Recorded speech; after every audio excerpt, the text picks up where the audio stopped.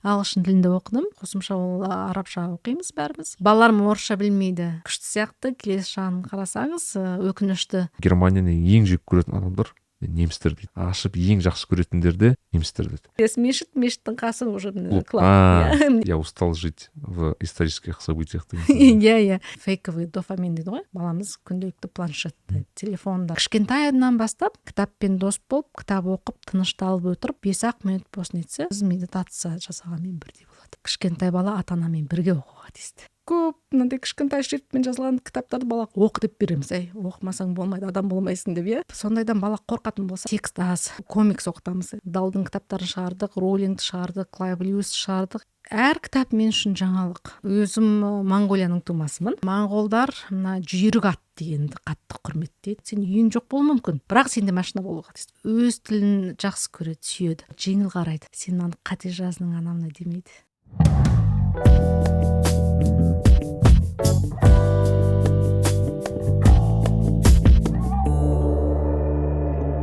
Бисмилля. Сәлем достар, сіздермен мен Нәрікби және Нәрікби Лайф подкасты. Бүгін біз өте әдемі, өте қызық жерде отырмыз. Оны қазір айтамын қай жерде екенін. Ал бастамас бұрын әдеттегідей подкастымызды қолдау үшін лайк батылын, тетігін, бағанағы барлық пікір жазу тетіктерін, бөлісу тетіктерін бәрін басамыз, істейміз. Және де подкастымыздың әрқашан қолдап жүрген біздің достарымыз Allure автомобильдік компаниясына көп рахмет айтамыз. Allure біздегі ең ірі автомобиль компаниялардың бірі. Ал бүгін айтқандай біз күшті деп отырмыз, өйткені біз қазір Step World баспасының яғни кеңсесіндеміз, және бізде бүгін қонақта Раиса Сайран Қадыр. Толық осылай айтсам болады. Раиса ханым, қош келдіңіз. Қош көрдік, көп рахмет Нәрікби, сіз де қош келдіңіз біздің кеңсемізге. Осындай өте уютный жерде отырмыз қазір, ерекше сондай жер. Және де енді қысқаша айтатын болсақ, енді рекап, Step World ол кітап баспасы, қазақ кітап баспасы, осы қателеспесем 18 жылдан бері жұмыс істеп келесіздер. Осыған дейін қанша кітап шықты? Қазіргі уақытта 120-дан астам, 130-ға таяп қалдық. 130-ға таяп кітаптар шықты. Және де негізгі маған ерекше ұнайтын тұсы бұл басқа тілден емес, дәл түпнұсқадан келген, көбіне қазақ тіліне адаптацияланған деп па, аударылған деп сөз айтқан дұрыс па? Аударылған дұрыс қой негізі. Аударылған бағанағы кітаптар, және де бағанағы барлық авторлық құқықтар сақталған, және де түпнұсқадағы біздің ең танымал кейс ол Harry Potter, біздің сүйікті кітаптарымыз бірі, және де осы кітап мен ойымша ең бірінші сіздің баспаңыз туралы мен дәл сол Harry Potter шыққан кезде естіген болатынмын, дәл осы артыңызда тұр екен, әдемі болды. Harry Potter'ды 2020 жыл шығарғанбыз. Одан бері көптеген басқа әдемі танымал кітаптар шығардық, балаларды қуантып жатырмыз, қазақ оқырмандарын ең бастысы. Бірақ негізгі тематика бұл көбіне балалар оқулықтары. Бізде баспамыздан шығатын кітаптардың 80% балаларға арналған әдебиет, яғни кішкентай бөбелерден бастап, жаңағы тинейджерлерге дейін тамаша әдеби, көбінде көркем әдебиет бізде. Біраз танымдық кітаптар бар, өте көп емес, шамамыз келгенше ең сапалысына келіп түпнұсқадан аударуға тырысамыз. Таңдау кезінде өзіңіз таңдайсыз ба, мысалы қандай кітаптан аудару ретінде? Соңғы, яғни біз баспа ашқалы 5 жылда өзім таңдайтынмын. Арасында редакторларымыз ұсыныс беретін. Осы жолы біз көктемде сәуір айында Италияға Болонья кітап көрмесіне барып келдік. Сол кезде командамыздың белсенділерін ертіп кеттім. Олар кітаптар таңдады. Өздері? Өздері сол пікірін айтып, осы жақсы екен, осы дұрыс екен деп ұнаған, қалағандарын айтты. Енді солардың пікіріне ілесіп, солардың пікіріне сүйене отырып шешім шығарамыз. Біз кітап шығару алдында 2 жыл бұрын жоспар құрып қоямыз. Яғни қазір мысалы 24-ші жыл сіздерге? Біз 25-26-ның жоспарын тізімі бар жылы. Вау. Негізі біраз жерге подкасттарға интервьюлар бергенсіз, ол өтірік емес, бірақ маған оны басында айтқан, мысалы Райса ханым туралы сұхбаттарыңызды көрген кезде көбінесе сол Step World'тың айналасында болады көбінесе, өйткені шынымен бұл ерекше жобалардың бірі, өзім өте ұнатамын. Немесе андай болады, түсіндірсем болады, мысалы мен шетелде тұрғандықтан көбінесе ол әсіресе проблема білемін, өйткені көбіне қазақ тілді емес ортада өскен балаларға, өсіп жатқан балаларға немесе жақсы сапалы кітап беру расымен қиын. Немесе мысалы мен өзім көп балалар әдебиетін оқымасам да дәл қазір, бірақ сыйлағанға керемет бір дүние расымен, өйткені сапа жағында білесің, бағанағы аударылу сапасын да білесің, сондықтан маған өте жұмыстарыңыз ұнайды. Бірақ мысалы айтайық, енді бұл дұрыс емес сұрақ шығар, бірақ мысалы өздеріңіз мысалы 130 кітаптың ішінде мысалы өзіңіз қай кітапты ерекше ұнатасыз, немесе қандай кітаптарды ерекше өзіңіз ұнатасыз? Мынандай баланы ойландыратын кітапта, немесе бір мысқылы бар ішінде, сондай кітаптар өте әдемі болады. Менің ерекше ұнататын кітабым мына Груффало, аудармасы керемет. Шынымен де өлең дегенді керемет. Одан кейін әрбір кітап енді өзінің ерекшелігі бар. Не деп айтсам болады? Бәрі әдемі. Ең соңында шыққан Саққұлақ деген керемет әдемі кітап шықты бізде. Өзім жаңа 5 жыл жүріп әреңдеп рұқсатын алған кітабымыз жаңа Қалпақты мысық. Cat in the Hat деген. Бұл кім? Доктор Зюс деген атақты американдық автор бар. Мына райминг деп айтады ғой. Бір-екі сөзбен ғана, көп сөз емес, біраз сөзбен ғана қысқартып, соны қайта-қайта repetition дейді ғой, қайталап, сонда өлең жазады. Соны аудару өте күрделі болды. Аударма бірақ әдемі шықты. Маған не ұнайды деген кезде балаларға жаңа эстетика ашып қалған кезде сурет әдемі болу керек. Кітап ұстаған кезде ол әдемі көріну керек та, бала ләззат алу керек, бәрібір үлкен адам сияқты.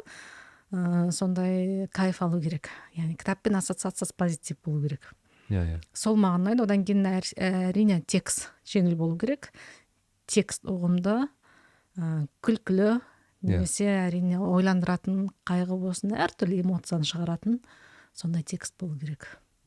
Сөйтіп барып қана баланың критикалық ойлау жүйесі жақсарады, эмоционалды өзінің де жүйкесі бәрі жақсарады, мынандай тренинг сияқты болады. Бізге қазіргі заманда мына әсіресе мынандай фейковый дофамин дейді ғой, баламыз күнделікті планшетті, телефонда, диджитал заманда жүрген балаларға сонына кітапты оқып, миды тыныштандырып, содан кейін мына мидың упражнениесі, нейроупражнение сияқты кітап оқу соның бірі. Сол жетіспейді. Соны жеткізу үшін әсіресе біздің қазақ оқырмандарға, қазақ балаларға кітап жетіспейді. Сол мен артымызда тұрған кітаптардың керемет, бірақ енді бүгін мен ерекше атап өткенім мынау сіз бағана айтқандай Step World туралы біраз ақпарат белгілі, жаңағы айтылып жатады, жазылып жатады, бірақ жеке өзі Райса ханым туралы көп ақпарат мен өзім білмейді екенмін. Кездескен кезде жұмбақ адам деп. Жұмбақ адам. Райса ханым, мен бір-екі факт айтайын, маған өзім ерекше таңғалдырған. Біріншіден, Райса ханым шамамен 20 жылдай Қазақстанда емес, яғни бірнеше мемлекетте, оның ішінде Мысыр, Германия, Нидерланды, Ұлыбритания. Осы мемлекеттерде шамамен бір 20 жылда өмір сүрдіңіз. Мен өзім Монғолияның тумасымын. Сол жақта бізде 100-ден астам мың диаспора қазақтар батыс аймақтарында өмір сүреді. Әке-шешем, ата Баян-Өлгей сол жақта туды. Мысалы, бірақ ата әжемнің әке-шешелері жаңағы Алтайдың ар жағында, Шыңжаң жақта болды. Енді олардың ата-бабалары деп бәрін іздеп көрсек, кейбірі жаңағы сол Алтай маңайында, кейбірі жаңағы Қарағанды маңайында деген сияқты ары қарай жүре беруге болады. Ол көшпенді халық болғандықтан, ол кезде шекарада болған жоқ. Бәрі көшіп жүре берген, яғни біз осы маңайдың да адамдарымыз. Бір жағына қарасаңыз, енді жоңғарлар да бері келіп жүрді. Олар бәрі көшпенді халықтың, шекара болмады ғой, көшпенді халықтың сол қай жақта жақсы тыныш жайылым жер бар, сол жаққа қарай көшкен ауылдың ұрпағымын мен. Осында көшіп келгелі Алматыға 5 жылға таяу болып қалды. Енді сіз өтсе қанша жаста болдыңыз көшіп келген кезде мысалы? Мен Қазақстанға көшіп келгенде иә. 5 жыл бұрын, яғни қазір жасымды айтайын ба? Жоқ, айтқым келгені енді жас емес, мен мысалы өзім 30-дамын, ересек адамдай. Ересек мынандай ақыл қонған атам ретінде Қазақстанға көшіп келдім, иә. Иә. Енді көбіне мысалы мен жиі сөйлеспеймін ол туралы, бірақ мысалы өзіңіздің мысалы балалық шағыңызда қалай сипаттай аласыз, мысалы Моңғолиядағы дәл осы Баян-Өлгей кезіндегі? Менің ата әжем Баян-Өлгейде өмір сүрді. Әке шешем Улан-Батор қаласында жұмыс істеді. Әкем дипломат болды, анам ұстаз болды технический колледжде. Ол кісілер, мамам осы Казгуды бітірген Алматыда студенттік кезін өткізген, әкем Мәскеуде оқыды деген сияқты. Оларда бір зиялы қауым болып, сол жақта зиялы жастардың бірі болып Улан-Батор қаласында жұмыс істеді. Сол жақта туып, сол жақта балабақшаға бардым. Әкешемнің достарының бәрі қазақ болды. Осы Алматыда оқығандар бар, Ресейде оқығандар бар, жан жақта Шығыс Европада оқығандар бар деген сияқты, бәрі жан жақта оқыған сондай зиялы қауымның ортасында солай өмір сүрді. Ол енді 80-ші жылдар. Содан кейін әкем әрине жұмыс бабымен Мысыр еліне дипломат болып кетті. Әкем дипломат, кәсіби дипломат, арабист. Сол Мысырға 4 жасымда барып, сол жаққа алғаш рет садикке бардым. Садикке барған кезде балабақша, ол әрине біз енді Моңғолия кеңес одағының ішіне толық кірмесе де, ол бір бөлшегі болды, маңызды бөлшегі. Сол себептен мен де сол кеңестік одағының балабақшасына, орталық балабақшасына бардым, Каир қаласында. Яғни Каир қаласында кеңес одағының бір балабақшасы, иә, өздерінің балабақшасы болды ол кезде, мектебі бар. Ол балабақша мен мектепке жаңа барлық союздың, одақтас елдерінің балалары оқитын. Яғни орыс тілінде болды? Орыс тілінде. Яғни сіз араб мемлекетінде өмір сүрсіз бе? Мысалы, 1-ші сыныпқа мен бардым деген кезде Чехия, Польшаның балалары, жаңағы Венгрияның балалары оқыды бізбен бірге. Орыстар да өздері болды, украин балалар болды. Тіпті менің жақын досым Анголадан болды, Африкадан. Олар да сол жаңағы мынандай социальный соцблокқа кіріп соған бағыт алған кездері ғой. Сондай болды. Вау. И айтпай қойғанша, сіз қанша жыл өмір сүрдіңіз? Мысырда бәрін біріктірген кезде 10 жыл өмір сүрдім. Яғни 4 жасыңызда? 4 жасымда бардым, одан кейін қайтан кетіп қалдық қой, енді көбінде дипломаттар 3-тен 4 жыл тұрады шетелде. Одан кейін кетіп қалдық. Әкем елге барып, жаңағы қоғамдық жұмысқа кірісті, кейін саясатқа кірді, одан кейін қайтан дипломатия жолына түсіп, Түркия сияқты басқа елдерде болдық. Одан кейін мен жаңағы жоғарғы сыныптарға келген кезде қайтан Мысырға кеттік. Өйткені әрине тілді. Қай сыныпта болдыңыз?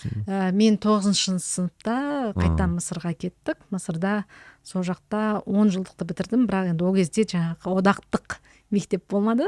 Менің кірген мектебім кеңес одағының мектебі емес, Ресей Федерациясының мектебі болып шықты.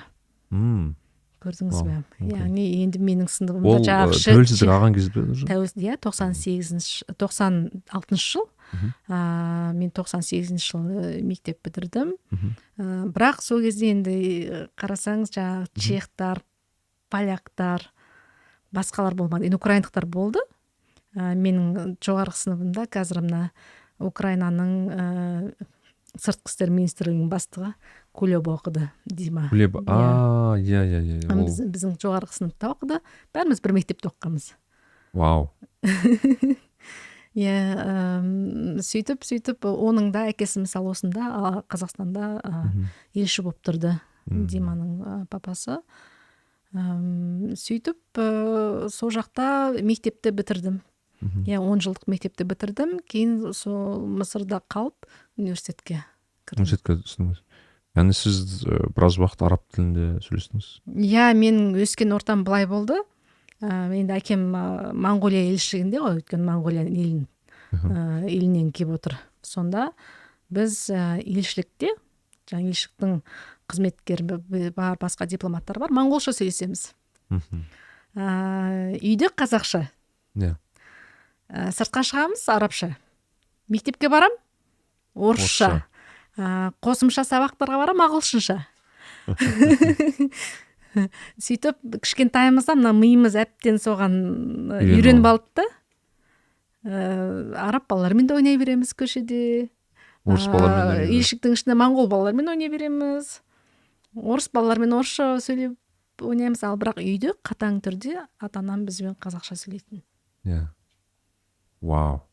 Яғни сіз бағанағы мектеп бітірдіңіз, университетке түстіңіз. Университет ол Каирдегі жаңа таяу шығыстағы ең керемет университет болды. The American University in Cairo деген. Сол жақта оқыдым, шынымен де өте жақсы білім алдым. Ағылшын тілінде оқыдыңыз? Ағылшын тілінде оқыдым. Әрине қосымша ол арабша оқимыз бәріміз. Десе де өте жақсы білім алдым. Мамандығыңыз? Мамандығым саясаттану болды. Сол моментте мен оқып жүрген кезде жаңағы таяу шығыстың проблемалары ғой, бәрі жаңағы әліге дейін бар, өкінішке қарай. Жаңағы интифада, Палестинадағы Иракқа соғыс ашу деген сияқты Буштың кезі, дәл сол кез болды.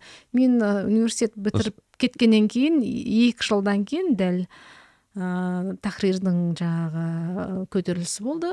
Хизбут Тахрир ма? Жоқ, Тахрир деген орталық не ғой, мына көктемнің несі дейді ғой олар. Spring Revolution деп айтады. Сол Мысырдағы үлкен революция басталды.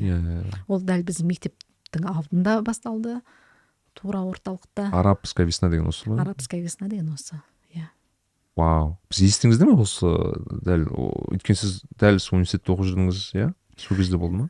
Мен бітіргеннен кейін 2 жылдан кейін болды. 2 жылдан кейін болды. Бірақ сіз көрдіңіз өзіңіз? Оны әрине мен өзім бармасам да теледидардан толық бақылап отырдым. Менімен бірге оққандар бәрі жаңа журналистер, саясаттанушылар, бәрі жақсы жерлерге жұмысқа кірген.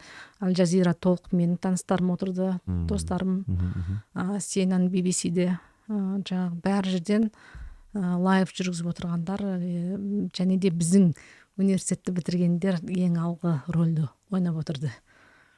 Енді қысқаша көрермендерге түсіндіру керек, арабская весна деп, яғни араб көктемі деп, ол елдегі болған араб тек Египетте емес, қателеспесем. Ол Тунисияда басталды. Тунисияда басталып, ары қарай жаңағы Мысырға жалғасты. Бірақ сол әсерінен басшы ауысты мемлекетте, қателеспесем. Солай ма? О жақта төңкеріс басталғаннан кейін өте қиын заман болды.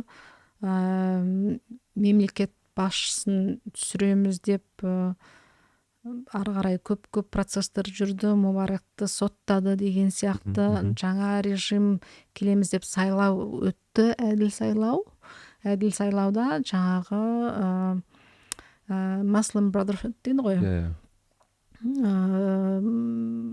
Қазақша не деп айтады екен, онда? Мен арабша деймін, Ихуани муслимин, Ихуандар келді. Содан кейін 1 жылға жетті ма, жетпеді ма, оларды да құлатты, соттады. Содан кейін қазір қайтадан әскери режим келді. Бұрыннан бері жаңа Мубарак деген өте көп уақытты басқарған бастығы ғой енді. 20 жылдан артық басқарған. Ол кісі енді Ануар Садаттан кейін, Ануар Садат 79-80 жылдар қайтыс болды ма? Содан кейін 80 жылдан бастап сол басқарған, 30 жылға таяу басқарған, енді авторитарный сонда президент болды. әскери режим болды. Енді сол режим бәрібір қайтадан келді. Айналып келді. Абдел Фатах эль-Сиси деген қазір бар әлі. Мен оны неге айтам көбінесе, өйткені көп адам білмейді екен, бізде Нұр Мубарак деген университет бар. Бірақ және де ол кездегі Мубарак деген сөз, ол сол кездегі Хосни Мубарактың есімі, яғни Нұрсұлтан Назарбаевпен әрі Хосни Мубарак бірігіп ашылған сол кездегі Әл-Асқар ненің бір филиалы ретінде ашылған кезіндегі бір университет еді. Әл-Асқар деген ол жақта ең үлкен мынандай діни университеті, жалпы араб еліндегі ең ескі, ең үлкен университеттердің бірі. Және де мен мысалы өз басым араб әріптестерім бар көп, әсіресе Мысырдан көп қазір. Осы әсіресе мен араб несінен кейін осы бір толқулардан кейін өте көп жас буын шетелге көшкенін байқадым. Сол кезде бәрін айтатыны бағанағы ол әскери режим, тағы басқа, бірақ бағанағы елдерін сағынған кезде, бағанағы айтқан кезде бағанағы тарихтарына үңілуге тырысады да. Сол кезде өте жиі нелерді айтады, бейбарысты еске алады екен байқағаным. Вот біздің кезінде бағанағы андай болған, мынандай болған. Былай қарасаң араб мемлекеттер өзі дәл Мысырға келген кезде өте қызықты тарих. Мен ұзақ уақыт мен өзім түсінбедім. Өйткені ол кісілерге былай қоятын, сендер арабсыңдар ма деймін да. Сөйтсем иә дейді. Бірақ сендер мысырлықсыңдар ма десем, олар да иә дейді. Сендер қалайсыңдар? Бірден арабсыңдар, әрі мысырсыңдар. Сол кезде маған бір жігіт келіп түсіндірген, иә біз арабпыз, әрі мысырлықпыз деп. Сөйтіп бір түсіндірген. Олар жалпы осылай сезе ме өздерін? Олар қараңыздар, республика болғаннан кейін жаңағы 45 жылдарға дейін оларда монархия болды.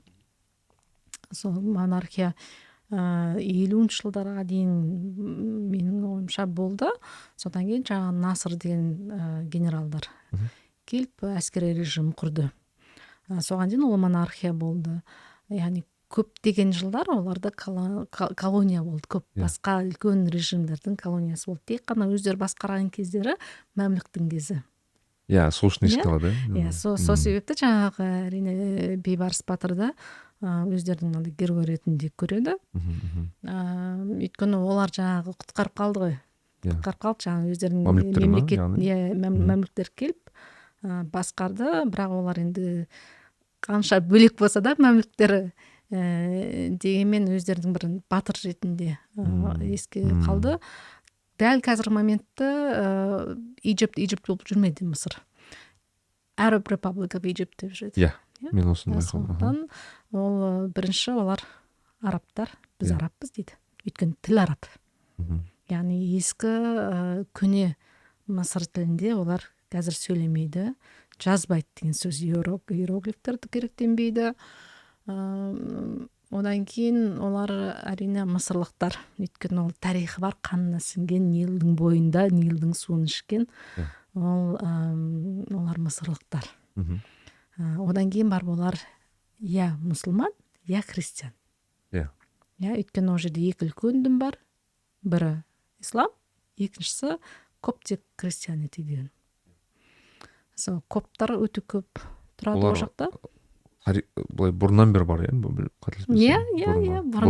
заманнан бері бар. Яғни енді Клеопатраның заманы бітіп, Иса пайғамбардың тарихта Мысырдан басталады. Сондықтан ол Иса пайғамбардың келіп тығылған жері, тұрған жері деген сияқты өздеріне өте мынандай киелі керемет жерлер бар. Мысалы pilgrimage дейді ғой, неге барған кезде адамдар жаңағы Иерусалимге барады, Мысырға келеді деген сияқты. Солар ары бері жүреді көріп. Керемет. Университет бітірдіңіз? Университет бітірдім. Университет бітіргеннен кейін мен Англияға кеттім, Ұлыбританияға. Ұлыбританияда Лондон университет, University of London деген үлкен мекеме бар. Ішінде жаңағы School of Oriental Studies деген бар. Одан кейін UCL бар, LSE деген бар, үлкен университет. Соның жаңағы Oriental and African Studies деген. Африка мен шығыстану. Қазақша аударсаң ол шығыстануға келеді. Шығыстану мен Африкатану деп кіреді. Сол бөлімшесіне кірдім. Сол жақта social anthropology дейді. Антропология, қоғамдық антропология, сол мына әлеуметтік тану деген сияқты тақырыптарда әсіресе таяу шығыстағы призмамен қарайтын. Сол тақырыпта магистрантураға кірдім, сол жақта оқыдым. Шынымен де тамаша мықты мамандардан білім алдым. Ұстаздарым осы Алматыға да келіп тұрады, араласып тұрамыз. Сол жерде практикада Chatham House деген керемет организацияда практика өттім, жұмыс істеп жазда. Ол да керемет тәжірибе болды. Chatham House деген Royal Institute of International Affairs деген бар. Ол әлемдегі ең мықты халықаралық қатынастағы үлкен think tank. Сол жерде шынымен де өте жақсы тәжірибе болды. Қанша жыл өткіздіңіз Ұлыбританияда? Ұлыбританияда 1 жыл оқыдым. Ол жақта магистрантура көбінде қысқа болады. 1 жыл болады. Яғни мен өйткені неге бәрін тізіп отырмын, өйткені мен басында бүгін бастамас бұрын Райса ханымнан қанша тіл білесіз деген кезде 7 деген кезде мен көзім шығып кетті. Яғни осыған дейін сіз енді ағылшын, орыс, қазақ, араб тілі, оған дейін моңғол тілі бар, оның алдында. Енді оған оның үстіне қазір қателеспесем неміс тілі бар сізде? Немше, одан кейін қосып түркше сөйлеймін. Өйткені Түркияда да тұрдыңыз? Түркияда да тұрдық, сол арасында жаңағы енді жоғарғы сыныптарға барар арасында әкемде Анкара қаласында Түркияда жұмыс істеді. Яғни мен ойымша сіз әкеңіздің жұмысымен не істеген кезде біраз бағанағы. Әке-шешенің жұмысы, әке-шешемнің арқасында осылай жақсы елдерде болып, ел көріп, жер көріп, тіл үйреніп, осындай жағдайдамыз. Мен тіпті қазір ғана Райса ханым балалармен сөйлескен байқадым. Сол кезде ағылшын және қазақ тілінде сөйлеген. Қазақша, ағылшынша сол араластырып сөйлейміз. Бірақ өзіңіз айтыңыз, орысша сөйлейміз. Балаларым орысша білмейді. Бір қарасаңыз күшті сияқты, келесі жағын қарасаңыз өкінішті. Өйткені қазір біз Алматыдамыз. Алматыда жан-жаққа, бір жаққа апарайын десеңіз, жаңа театр болсын, қандай бір жақсы қосымша кружоктар болсын, бірдеңеге апарайын десең, бәрі орысша. Жаңа балалардың туған күннің да орысша, ал Halloween партиға апарайын десең, бәрі орысша. Жаңа жылда қандай бір ойын сауыққа апарайын десең, орысша. Түсінбейді, қиналады. Қалай енді қазір ол балалар енді үйреніп жатыр ма әлде? Үйреніп жатыр, үйренуге тырысып жатыр. Өздері де көрем, байқаймын. Кеше жаңағы планшеттеріне Duolingo дегенді қосып апты. Тіл үйренеді. Сол айтады, мама, мен орысша үйреніп жатырмын деп. Қарашы, мама, мынау дұрыс па деп, сен маған айтып берші дейді. Мен дұрыс айттым ба деп. Германия демекші, сіз одан кейін ба Германияда болдыңыз, Біз сол университет бітіргеннен кейін мен үйлендім. Күйеуім Германияда докторлық жұмысын жасап жатты. Мен магистрантураға кетіп қалдым. Содан қайтып кеп, күйеуімнің қасына Германияға келдім. Сол жақта енді отбасылық өмір басталды. Балалы болдым, кішігірім бизнеспен айналыстым. Солай сөйтіп жүрген кезде жаңа Франкфурт деген қалаға жақын тұрдық біз. Жыл сайын Франкфуртте үлкен кітап көрмесі өтеді. Сөйтіп барып осындай келешекте солын алды неге етті. Айттыңыз, Дармштадт деген қала дедіңіз? Дармштадт деген қалада. Күйеуім Дармштадт Technical University деген университетте оқыды. Сол жақта кішкентай шағын қала, мынандай өте андай бір әдемі, сондай бір кішкентай қала. Жанымнан өткен ма? Және Франкфурт қаласында да болған, бірақ Франкфурт қаласының ерекшелігі андай. Мен Франкфуртта әрқашан бір ағылшын тілінде Financial Center of Europe деп, немесе of Germany деп айтады. Бірақ түскен кезде вокзалынан түскен кезде қызықта биік ғимараттар көресің, бірақ көшеде ұйықтап жатқан адамдарды да көресің бірге. Немесе там өте көп түрік ағайындардың кафелерін көресің. Сондай бір өте қызық жер өзі. Ол жағы өте қызық, шынымен де. Өйткені жаңағы Франкфурт мынандай транзитный қала ғой. Жаңа ұшақтардың бәрі сол жермен өтеді. Люфтганза транспорт халықтың ең үлкен карголар сол жаққа келіп ары қарай ары бері таралып кетеді деген сияқты. Сол сияқты халық та сондай келіп жан жаққа кетеді, Франкфуртқа келіп алғаннан кейін. Ал жаңағы Central Stationның вокзалдың маңайы ол енді ежелден көп елдерде де сондай, бірақ Франкфуртта ерекше көзге көрінеді. Жаңағы сол жерде кәдімгі не бар, түрік ағайындар өте көп, ары қарай мешіт бар, үлкен орталық, жаңағы мешіттің қасында уже жаңағы клуб бар, ішінде гей, трансгендер бәрі баратын. Тура іргелесті мынандай бірге, мынандай бір қабырғада, бір көшенің бойында болуы мүмкін сонда. Тура мынандай іргелес мешіттің қасы уже клуб. Соның бәрі ең маған ұнайтыны гармонично тұра береді, ешкімге реніші жоқ, өз өмірімен сол намаз оқитындар намазын оқып, клубтарына барып, өз шаруасымен жүре береді. Сол негізі Европаның маған ұнайтыны жаңағы толеранс дейді ғой, бір-біріне мынандай өте құрметпен, одан кейін дұрыс қарайды деген ғой. Әркімнің өміріне өзінің жеке шекарасына бұзбайды, өз-өзімен жүреді. Германия туралы жалпы ойыңыз қандай? Жалпы осы сіз өйткені былай қарасам Азия мемлекеттерінде өмір сүрдіңіз, енді Азия, араб мемлекеттерінде, бірақ енді бір жыл Ұлыбритания бар, бірақ Еуропада Германияда қанша жыл болдыңыз? Германияда бір 4-5 жыл болдық. 4-5 жыл. Яғни мысалы қандай бір әсері болды? Шынымен өте қызық мемлекет. Өзім ойымды қазір айтып жатырмын ол мемлекет туралы. Немістерге жалпы барған кезде көп адам не деп айтады? Суық деп айтады. Иә? Мынандай стереотип, ол суық дейді. Ол суық, я салқын қанды олар. Дегенмен оларда бәрі орнung деген дүние бар. Дисциплина. Әр нәрсе орнында тұруға тиісті. Заң оларда ең жоғарғы деңгейде тұрады. Ең үстем заң, ол заңнан жоғары ешкім шыға алмайды. Сол маған ұнайды. Заң үстемдігі. Заң үстемдігі ұнайды. Бәрі соған қарай жүреді. Яғни одан кейін адамдарда мынандай қарапайымдылық сол қатты ұнайды. Білімге, кітапқа деген құштарлық керемет. Өте мынандай практичный адамдарда. Ысыраптық жоқ. Өз-өзімен жұмысын істеп, өмірін дұрыс өмір сүріп, ары қарай керек болса жаңағы театрларына барып, музейіне барып, ел аралап, кафесіне барып, жаңағы әжелер шығып, таңертең шашын әдемі парикмахерская барып жөндетіп, кафеге барып, өзінің тортын жеп, кофесін ішіп, кайф алып кетеді. Өз біледі қалай өмір сүру керек екен. Одан сол дисциплина өте маңызды. Сонысы маған ұнайды. Жалғыз жетпейтін нәрсе жаңағы голландықтарда бар. Ол мысқылдық дейді ғой, юмор. Дәл айтылған сөз.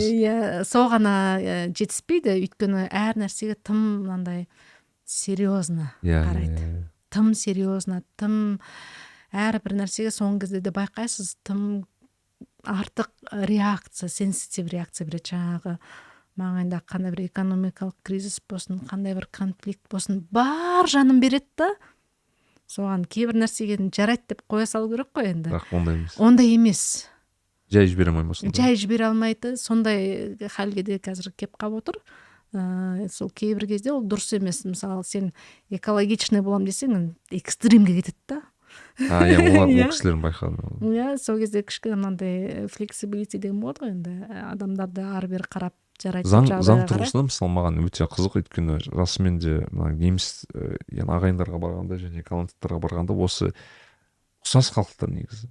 Көп ағайын халық енді былайша айтқанда, бізде білмеймін бір қазақ пен қырғыз шығар, сондай жақындығы бар халық. Бірақ өте қызық, мына тұстан қызық. Мен өз басым өткен жағдай, мен ковид келген кезде әсіресе байқалды. Ковид кезінде болдыңыз ба Германияда? Жоқ, мен болмадым. Вот мен болдым. Сол кезде мен қазақ адам ретінде қатты соны сездім, себебі Голландия Европа мемлекетінің ішіне ең соңғы болып кіргізген шығар масочный режим дегенді. Яғни бүкіл Европа маска киіп жүрді, бұлар ең соңында тұрып, ладно, бізде маска кигенде деп. Соңында ғана істетті. Ал Германия ең бірінші кіргізді соны. Енді андай ең бірінші болғанда да жай маска емес, ана FFP2 деген маска Иә. ол оның ішіне демалу қиын. Біртүрлі анан біртүрлі. Мен ковидтің мынандай масочный режим басталар бұрын ғана кеттім, Германияға барып кеттім. Сол кезде байқағаным, жаңа маска таба алмадық. Менің әпкем ол кезде ол жақта дәрігер болғандықтан маған маска тауып әкеп берді. Сен мынаны алып кетші, вдруг деп. Керек болады деп. Біз Алматыға мен содан келгеннен кейін, 1-2 аптадан кейін уже полный жабылдық. Және де осы ковид мысалы 2 жыл ма өтті, 22-ші жыл қателеспесем, біз жұбайым екеуміз Берлинге неге отырдық, пойызға отырдық. Амстердам, Берлин пойызы 7 сағатта шамамен жүрді, өте қызық пойыз. Қызық жері мынау, өйткені Голландиямен келе жатады да, Германия өтеді, сол кезде тоқтайды да, состав ауысады. Сөйтеді. Бұларды, яғни неміс ағайындар отырады да, голландықтар кетеді ары қарай. Осылай ауысады. Және де бірденен масочный режим қосылып кетеді. Ең қызығы, өйткені мен дәл алдында голландық бір кісі отырды. Германия құлай кірген кезде бізге неден, радиодан енді сіздерге маска кию тиіссіз, міндетті болып кетті. Бізде ешқайсымызда маска жоқ, өйткені Голландияда маска кимейді ешкім. Сол кезде есімде неміс жоқ, голландық кісі тұрып, қалай біз бір неде отырып енді маска киеміз ба деп, анағы жоқ, заң аты заң. Бізде тіпті бір таныстарымыз сол маска кимеген үшін пойыздан шығарып жіберген да, сөйтіп. Енді заң аты заң, действительно, мысалы, бағана сіз айтпақшы, мысалы, немістердің тағы бір қатты өз басым байқағаным, ол мынандай сөз. Менің досым бар, ол 11 жыл бойы Германияда тұрды, Лейпциг қаласында. Өзі мынандай сөз айтты да, Германияны ең жек көретін адамдар кімдер деп ойлайсың деді. Немістер дейді. Ең жек көретін адамдар немістер. Және Германияны жаны ашып ең жақсы көретіндер де немістер деді. Сондай халық деді да бұл. Немістерді мен тағы қатты құрметтейтінім, өткен күзде біз Берлинге бардық. Берлинге барғанда мен Бундестагқа бардым. Бундестагтың ішіне кірген кезде жаңағы бұрынғы атысқан қабырғалары, бәрі соқалып тұр. Сыртын керемет модерн андай әйнекпен жасап, керемет ғимарат тұрғызған, бәрін жасаған, бірақ тарихты сақтап қойған. Содан кейін олардың мынандай тарихқа деген ашық көзбен, жаңағындай көзбояушылық, мынандай бөлек бір өзіне деген тарих жазбай, анық не болған тура қалпынша қарап, мойындап, соны толық мойындағаннан кейін оны қалай қабылдаймын, ары қарай қалай ілгерілеймін, қалай жақсыға ұмытыламын деген процесті мынандай бірізге қойып алған. Яғни оларда healing процесс деген уже жүріп кеткен. Мен енді сорлы болдым, қаншама біз немістер қаншама халықты қырдық, сөйттік, бүйттік деп олар жаңағындай уайымдап отырмады. Өйткені оларды енді жермен жексен болдырып қырды ғой. Жаңағы қалаларын Дармштадт деген түк жоқ, мынандай күл болған қала. Басқа қаншама жаңағы Дрезден қаласы күл болды. Көптеген қалалар күл болды. Көптеген қалаларды басып алды жаңағы режимдер. Американдықтар бір жағын алды, француздар бір жағын, британдықтар бір жағын, кеңес одағы басқа жағын алды деген сияқты бөлініп кетті. Билік жоқ. Не істерін өздерінің сол ұстап қалғаны, адам болып қалғаны, жаңағы адамгершілігінде сақтап қалғаны, сол өздеріне сену. Одан кейін еңбек қорлығы, жақсыға ұмытылу деген сияқты, жаңағы өзінің несіне, бұрынғы қателіктеріне қайта қадала бермей ілгерлеу. Одан кейін тарихын сол дұрыс қабылдап, балаларына дұрыс ашық айтып, осындай бұрын болған, ол кезең өте ауыр кезең болды, жаман кезең болды біздің тарихымызда. Бірақ енді ары қарай біз әділетті қоғам құру үшін барымызды салуға тиістіміз дегенді. Соны жасап өткен мемлекет. Сол үшін мен немістерге де болсын, Германияға, неміс халқына да өте разымын. Өйткені тіпті мысалы менде соны сұрақ болған, мектепте қалай жалпы екі дүние соғысты қандай контекстте өтеді деген кезде бір жақсы сөз естідім. Сол кезде былай айтты, неміс халқы балаларына былай түсіндіреді: иә, ондай болды, оларға дәл сендер осы виноват емессіңдер, дәл сендер кінәлі емессіңдер, бірақ сендер бұны білуің қажетсіңдер. Неге? Өйткені Германия болашағы сендерде, және сендер бұны болдырмауың керексіңдер деген сияқты осындай бір контекст берді. Яғни сендер бұндай адамның біріншіден билікке келуін қадағалауымыз керек, екіншіден жалпы осы мемлекеттің осы тұсқа кетпеуіне біз жауаптымыз дегенде сондай бір сөз айтылды. Және де бағанағы айтпақшы healing process, яғни өздерінің тарихын қайта үңіліп қарау және соны қабылдау, бағана бүкіл музейлерге ілу, соны біз оны жасадық дегенде, мысалы мен білмеймін, өзі бір ерік жігер керек қой оны жасау үшін. Әрине, өйткені сол кездегі зұлым иә болды ғой. Жаңағы біз енді кеңес одағы кезінде қазір 90 жылға дейін фашисты, нацисты деп әлге дейін көршілеріміз айтып отыр ғой енді. Иә. Сондай көзқараспен келген ел деймін ғой, иә. Ал қазір оны ондай өйтіп қарамайды. Ол қазір Германия десе Mercedes, иә, Siemens, басқа не бар, Deutsche Bahn, Lufthansa ең керемет технологиямен сапа деген сияқты солай қарайды. Тазалық дегенде жан-жағынан. Өзіңіз жалпы мысалы сонша жыл өмір сүрдіңіз, және қателеспесем бірінші балаңыз да Германияда туды ма? Иә, менің екі балам екеуі де Германияда туды. Үлкенім сол Дармштадт қаласынан туды. Екінші балам Берлинде туды. Менің ең сүйікті қалам Берлин. Берлин? Неге Берлин? Енді Берлин деген ерекше қала, тарихы да мол. Берлинге барсаңыз жаңағы мынандай буржуа бай Европаны да көресіз. Кеңестік одағын да көресіз. Одан кейін жаңағы соңғы кездегі мынандай не деп айтамыз, мынандай өте фьюжн қоғамды көресіз. Әртүрлі ұлттардан, әр тараптан келген, ішінде бәрі бар. Кімді болса да кездестіресіз. Одан кейін әрине мәдениет, өнер жағынан өте бай қала. Қайда барсаңыз да керемет әдемі галереялар бар, керемет әдемі музейлер бар, концерт, бәрі өтіп жатады сол жақта. Енді шынымен де керемет. Бранденбург несі бар ғой, қақпасының алдында маған қатты таңғалдырғаны, ол жерде кәдімгідей жоспармен нелер өтеді ғой, митингтер өтеді ғой, көніге өтеді. Яғни біз тіпті мен болдым ол кезде, қаңтар оқиғасы болған кезде мен дәл Берлинде болғым сол күні. Oh my god. Дәл сол күндер Берлинде болдым, және де сол күндері қазақ жастары жиналып кәдімгідей Берлин бағана дәл Бранденбург несінің алдында өте ұнағаны, ұйымдасу жағынан таңғалдырды да. Прям четкий регламент болды да, мына сағаттан мына сағаттың арасында мына жерге қарап жасайсыңдар деп. Яғни соған дейін нұсқау берген да.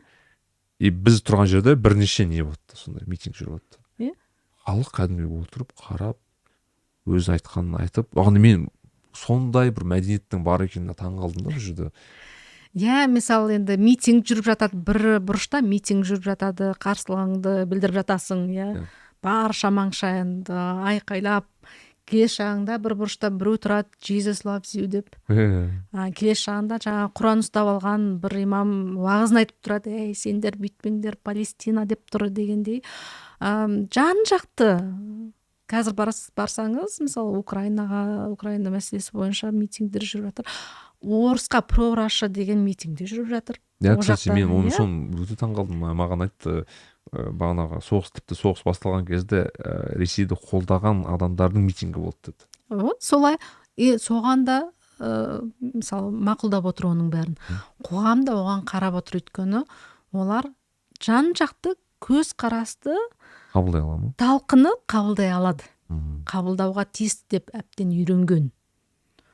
Сондықтан ондай қоғам жаңағы өте ашық қоғам, толерантный қоғам деп айтамыз. Bir жағынан қарасаңыз толерантный, екінші жағынан бәрібір жаңағы заң деп келген кезде олар не толерантный болып кетеді. Иә, ол жағынан қатты. Иә. Енді менің ойымша осы толеранттық сөзді дұрысты қабылдау керек шығар осы тұрғыдан. Яғни сен толерант деген көбінесе бағанағы түрлі мағынада түсінеді, бірақ маған дәл менен сұраған кезде, мысалы, мен голландтықтардан артық толерант адамдар көрмегенмін да әлі күнге. Мен де. Ол кісілердің толеранттығы енді білмеймін, бұл әлемге бұл әлемде ондай халық жоқ шығар деп ойлаймын кейде. Расымен, себебі тіпті мысалы бір жерге звондаған кезде сенен кешірім сұрайды да. Мысалы мен ол халықтың мүшесі емеспін, яғни ол жердің несі емеспін, яғни жұмыс істеп жүрген бір мигрантпын по идее былай қарасаң, бірақ соның өзінде кешірім сұрап, мен сіздің атыңызды дұрыс айта алмауым мүмкінмін, сондықтан кешірім сұраймын деген сияқты. Мысалы тіпті даже сондай бір оңай заттың өзінде иә нормально деп айта салудың өзінің оңай жібермейді, сен кешірім сұрап сіздің ақыңызға кіріп қоймайын деген сияқты сондай бір ерекше бір білмеймін бір қарым қатынасты көресің.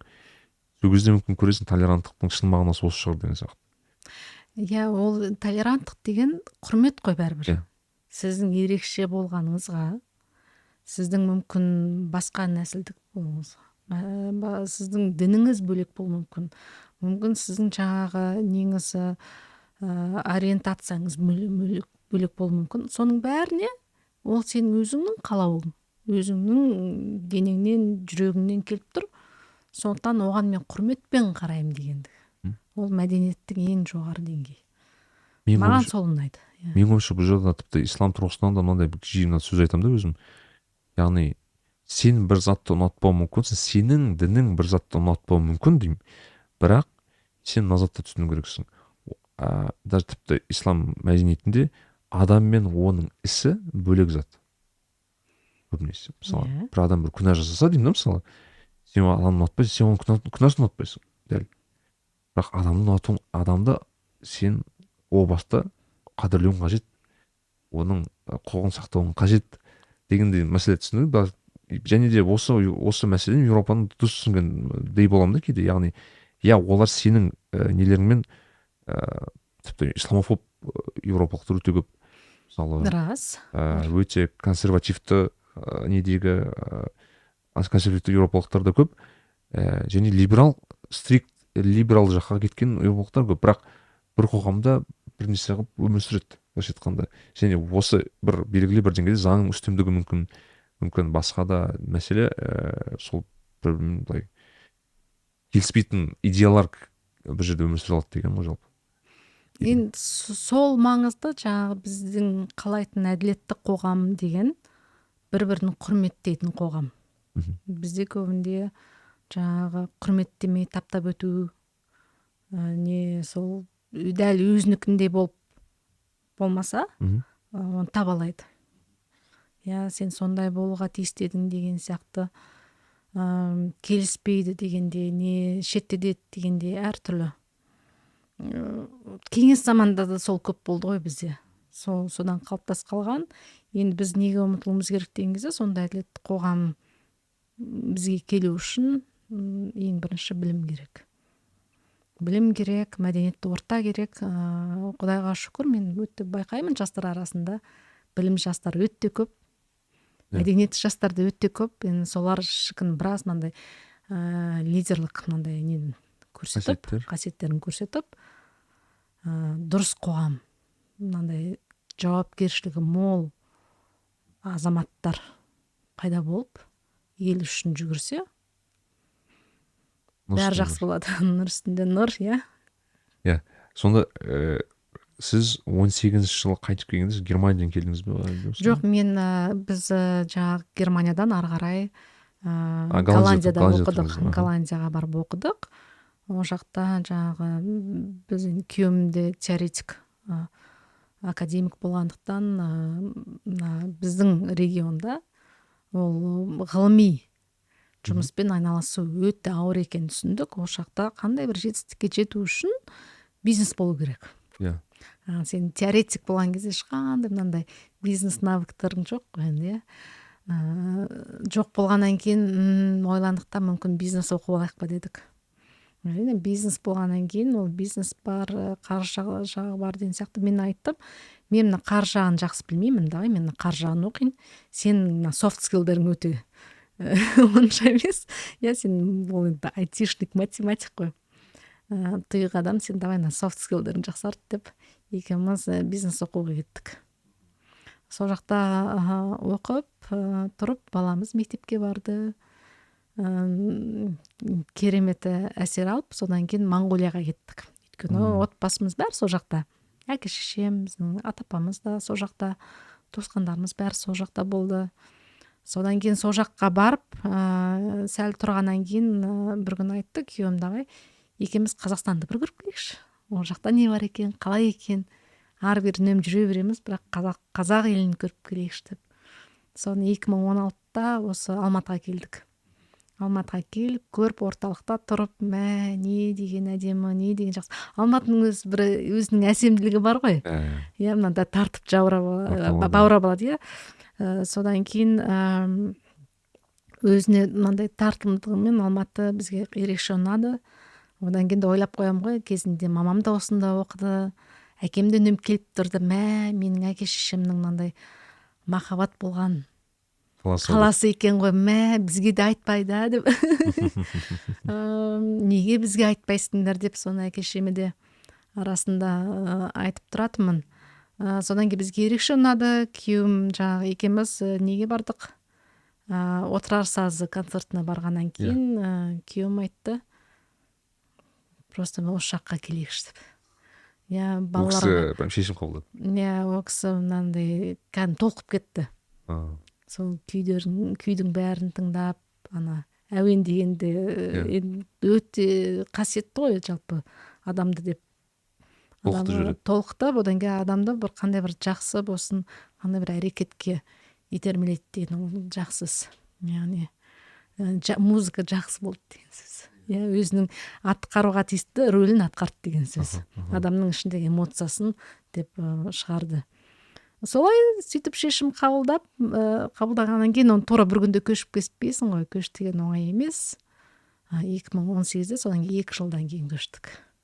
Бірақ көшкен дәл уақытта сіздер мысалы Алматыда бір достарыңыз, не туыстарыңыз белгілі бір менің күйеуімнің әпекесі, қайынбикеміз осында тұрады. Ол кісі туысқандарымыз болды, көп емес, бірақ келгенде бәрі шүкір жақсы болды. Негізі мен орта мектепті орысша бітіргенім өте көп көмек етті. Өйткені өзіңіз білесіз, мына Алматыда әрине қазір бәрі қазақи болуға икемделіп, соңғы жылдары сол тырысып жатыр қоғам. Дегенмен де көп құжаттар, жаңағы бизнесте болсын, басқа жерде болсын, банкке барсаңыз да бәрі орысша. Сол кезде жаңағы тіл мәселесі де өте маңызды болды. Сол көмектескеннен кейін біраз жеңіл өтті. Интеграция. Бірақ қанша дегенмен де бұл енді бір жас маман емес, жас не емес, отбасы емес, уже біраз келгеннен кейін белгілі бір қызық процесс болған шығар сіздерге де, менің ойымша жаңа қала, жаңа. Менің ойымша қиын процесс болды. Өйткені біз келдік жазда. 2018-2019-да келдік біз. 2019-да келіп орналасып, маңаймен танысып, балаларды оқуға кіргізіп, мен Harry Potter'дың 1-ші сериясын шығарып бастаған кезде ковид басталды. Пандемия. 19 жылдың соңы. 20 жылдың басы пандемия басталды. Яғни біз келдік, бітті, пандемия басталды. Енді ойлап көріңіз қандай кезең екен. Яғни қорқыныш, үрей. Мына жерде медицина саласының қалай әлсіз екенін көрдік. О май гад, біз қайда келдік дедік. Құдағиларымыз қайтыс болды, құдамыз қайтыс болды. Күнде қаншама адам өлді деген ақпаратты естіп отырдық. Өте қиын жағдай. Арасында елге де барып келдік. Ойбай, мына жақта коллапс болса біз енді жан сақтау қиын екен деп, десе де мен үшін, жаңағы мен күйеуім екеуміз үшін балаларымыздың қазақ ортада өсу маңыздырақ болды. Содан кейін сол жақта кішкентай жаңағы пандемияның кезеңін біраз уақытын сол жақта да өткіздік, Моңғолияда, ата-апамыздың қасында. Ол кісілерге де қарайласып, балаларды да сол жаққа апарып, өйткені біз таудың басында тұрадық ол кезде, ол жақта, мынандай Моңғолияда дача жақта, Улан-Батор емес, қаласында, Улан-Батор Улан-Батор қаласында. қаласында, сырт жағында. Балаларға жақсы болды. Өйткені жаңағы аулаға шығады, еркін жүгіреді, тауға шығады деген сияқты. Сол жақсы болды. Содан кейін енді пандемия сәл жақсара бастаған кезде қайттан келіп, ол кезде тағы бөпелі болдым. Covid baby boom деген уақыт болды. Сон бөпелі болып, енді аяққа тұрайын деп жатқан кезде қаңтар оқиғасы болды. Қаңтардан кейін жаңағы Ресей мен Украинаның соғысы басталды. Үрейден үрей. Бәрі қосылды. Бір кісі айтып еді, я устал жить в исторических событиях. Иә, содан кейін сондай қиын заман болды. Содан өтіп, ары қарай енді осылай жұмысымызды бастап кеттік. Жұмыс бастау, одан кейін мынандай бизи болу, уақытың жоқ болу, балаларға қарау, жұмыс істеу деген өте үлкен жақсы терапия болды. Мен сұрағым мынандай да, қазіргі күні енді мен шетелде тұрған азамат ретінде 5 жыл болып қалды. Расы керек, көп жігіттер қыздар сұрайды, енді қазақ қыз екен жиреседі, соны қашан келесің деген сұрақ жиі қойылады да. Немесе тіпті анау талқылау арасында бір айту керек еді деген бір сөз айтылады. Мен жиі естимін.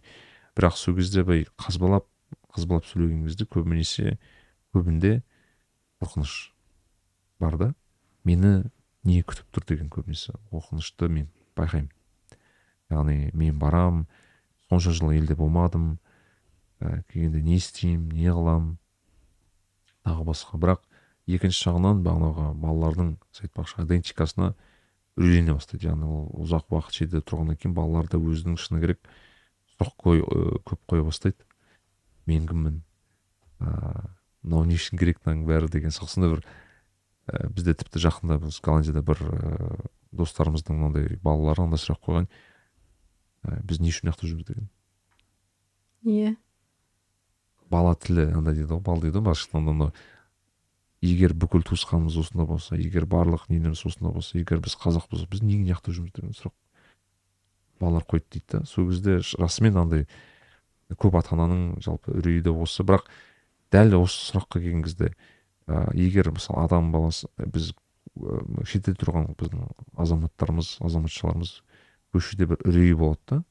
Үрейін қандай бір, сонымен қалай жұмыс істеуге болады жалпы? Қалай ойыңыз? Өте әдемі сұрақ, өте маңызды сұрақ. Мен өзімді алып қарасам, мысалы мен кішкентайымнан жаңағы диаспора ретінде жаңағы біз Улан-Баторда моңғолдардың арасында өстік, солай ма? Ол жерде де типа экспатпыз примерно. Мысырда тұрдық дегенде жаңағы нөмір шетелге кіріп шығып тұрдық. Бірақ бір үлкен нәрсе бар, әке-шешемнің жасағаны, ол өздері қазақтармен араласты. Қазақтармен араласқаннан кайф алды. Яғни застолье, дастархан, бірге отырып ән айтады, өсек соғады, саясат айтады. Бәрін талқылайды қазақша. Одан кейін бізді жаз сайын, жаңа біз Мысырда тұрсақ та, жаз сайын ауылға барып тастайды. Ауылға апаратын, өйткені ата-әжеміз бәрі сол жақта ауылда болды. Ауылда не? Аулада бәрі туысқандардың балалары бар. Бәріміз жайлауға кетеміз. Мал, қой, сиыр, ешкі бәрін көресің, артынан жүгіресің, ойнайсың, ойынның түбін түсіресің. Одан кейін әрине дастархан. Сол жаңа бата болсын, домбыра болсын, соның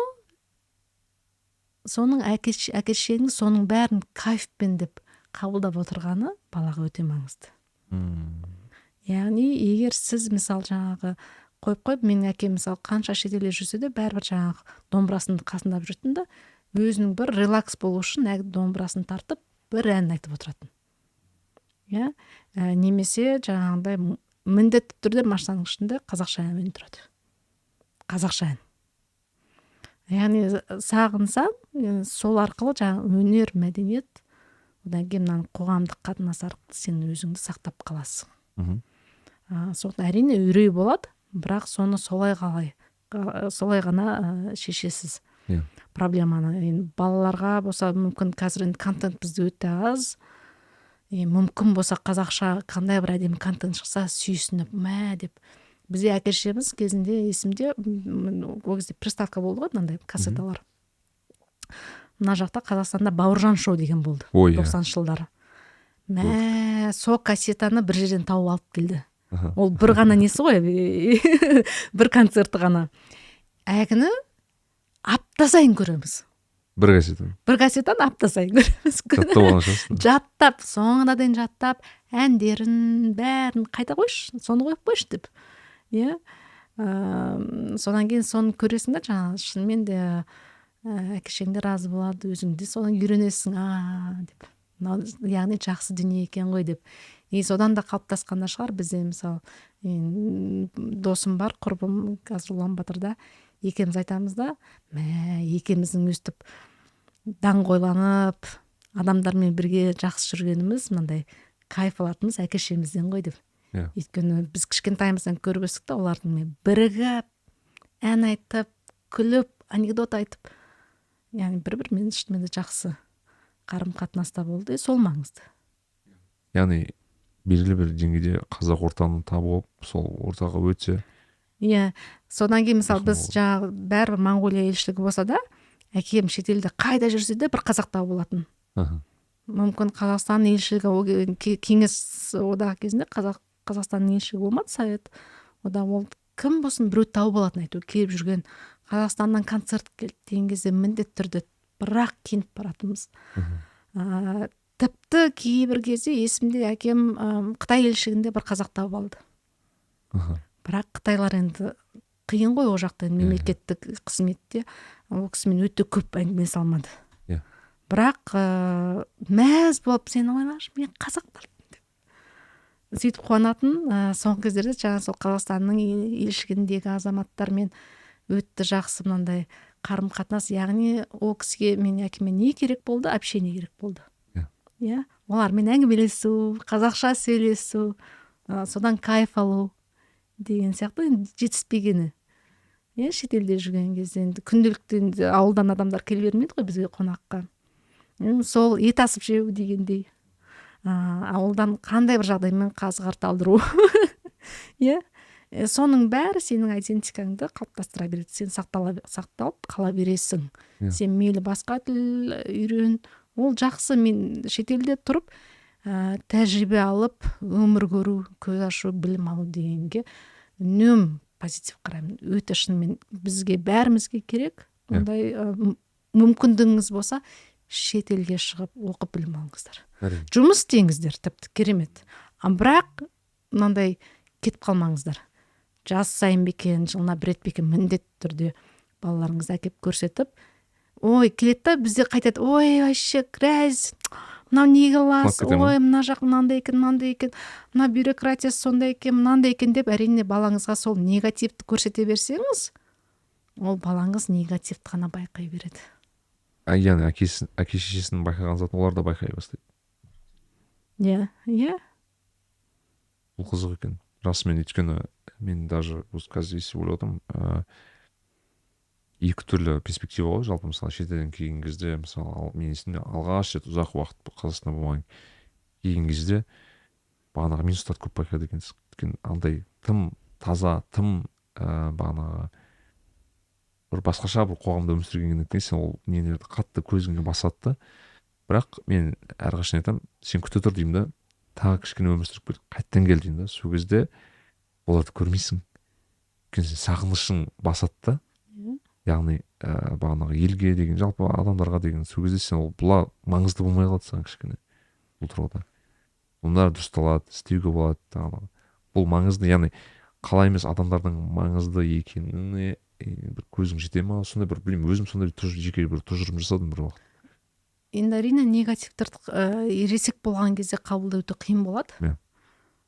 Дегенмен оны қабылдау үшін не істеу керек деген кезде сен өзің жақсыға қарай ұмтылып, өзіңді жақсартып әрекет ете беруің керек. Сол кезде маңайың жақсара түседі. Әйтпесе мынау сондай екен деп отыра берсе, ол өзгермей солай қала береді.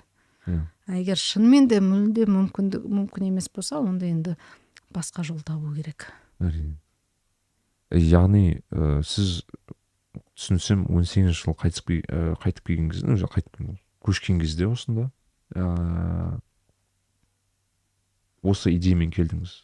Иә, мен баспасын 2017-те Улан-Баторда бастап қойғам. Біз келген кезде мен 4 кітаппен келдім. Қойнымда 4 кітабым бар.